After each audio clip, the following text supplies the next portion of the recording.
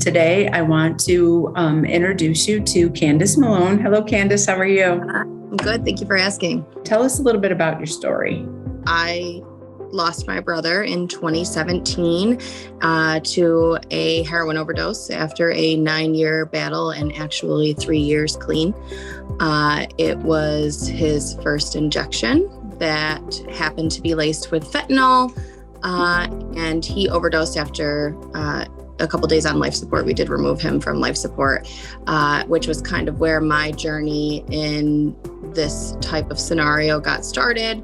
Most of the time when people pass away from something like this, there's a stigma that comes with it. So, and this is no judgment on any family or how they decide to handle things, but typically you see it's a passed away unexpectedly, or most families don't really want to get into exactly what happened. So when I went to write his obituary and his eulogy, I kind of decided from that moment going forward that I wanted to be fully transparent with what had happened to him, as I wanted to start to end that stigma that comes with it. Because to me, a lot of times heroin has been perceived as the poor man's drug, or an inner city problem, or, something that only affects a certain demographic of people.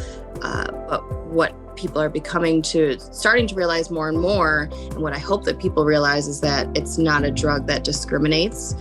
It's at the doorstep of every American family, unfortunately, in some way or another. And a lot of times it starts with a prescription from their local doctor. So it's not just the poor man's problem anymore. Not that that should have been looked past anyhow, but it doesn't discriminate. It's affecting everyone in some way or another.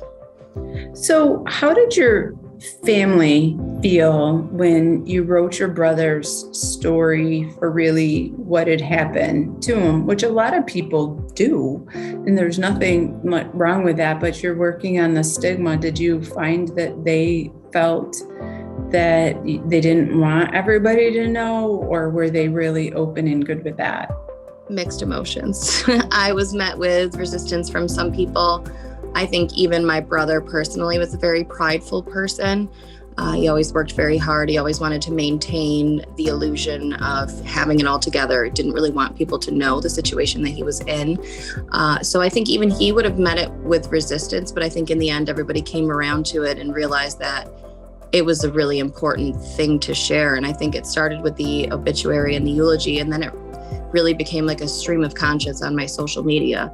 I had a hard time doing what you and I are doing for a long time, the Q&A or the volleying back and forth, because I got really overwhelmed. So I would just do the stream of conscious on social media, and it reached so many people. I've had people reach out to me that have confided with me that somebody they love is an addict, and I've helped them find rehab programs, or that they themselves are struggling.